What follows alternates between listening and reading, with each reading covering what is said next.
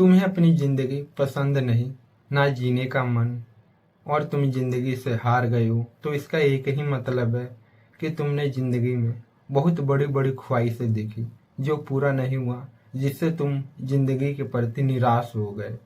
और तुमने बहुत सोचा कि जिंदगी में ऐसा होगा वैसा होगा, और हुआ भी तो सब इसके उल्टा हुआ, जिससे तुम एक बार और जिंदगी में निराश हो गए। बस तुम ही निराश नहीं हो अपनी जिंदगी में, तुमसे पहले भी इस दुनिया पर बहुत व्यक्ति आए, अपनी जिंदगी से नाराज थे और ये मर गए। और तुम अभी निराश हो अपनी जिंदगी से। तुम्हारे आसपास भी बहुत व्यक्ति हैं जो अपनी जिंदगी से निराश है, और भविष्य में भी व्यक्ति अपनी जिंदगी से निराश रहेंगे। लेकिन मेरा तुमसे एक सवाल है, क्या तुम इसी निराशा में अपनी जिंदगी मिटा लोगे, या फिर तुम ढूंढोगे, खोजोगे कि आखिर तुम्हारे अंदर ये निराश आया कहाँ से, दुख पैदा तुम्हारी जिंदगी में हुआ कहाँ से। जब तुम आस लगाकर बैठ जाते हो किसी के प्रति कि ऐसा होगा वैसा होगा, ऐसा नहीं होता, तो तुम अंदर से टूट जाते हो, निराश हो जाते हो। फिर तुम्हें लगता है जिंदगी बहुत बेकार है, जिंदगी से हार गए, आत्महत्या कर लेना चाहिए, कुछ कर लेना चाहिए, अब जिंदगी जीने का मन नहीं कर रहा।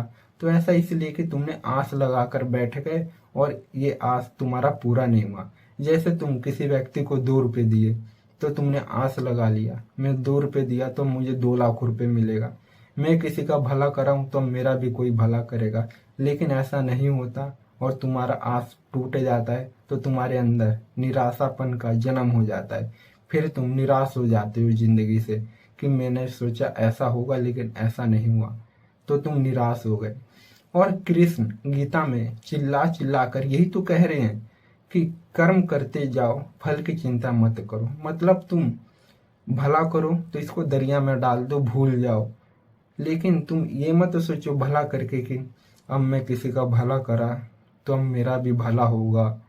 और जो व्यक्ति ऐसे करते हैं, इसका मतलब है कि अपने परिणाम से ये बंध गए। जैसे मैं किसी का भला करा, अब मैं सोचूं अब मेरा भी भला होगा, तो मैं परिणाम अपने हाथ में ले लिया। और एक व्यक्ति के पास 2 हाथ है। अगर कोई व्यक्ति अपने हाथ में परिणाम मुट्ठी में बांधता है, तो दूसरे मुट्ठी में ये दुख को भी बांध लेता है, क्योंकि परिणाम अपने हाथ में लेने का मतलब है कि अपनी जिंदगी में दुख पैदा करना। तो इसलिए कृष्ण कहते हैं कर्म करते जाओ, परिणाम परमात्मा पर छोड़ दो। अच्छा हो या भला हो या दुख हो या जो भी हो, परमात्मा पर।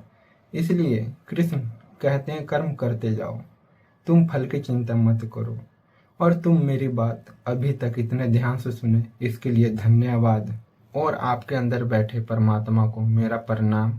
और आप जिंदगी में निराशा छोड़कर जिंदगी की खुशी की ओर गए, इसके लिए बहुत बहुत धन्यवाद।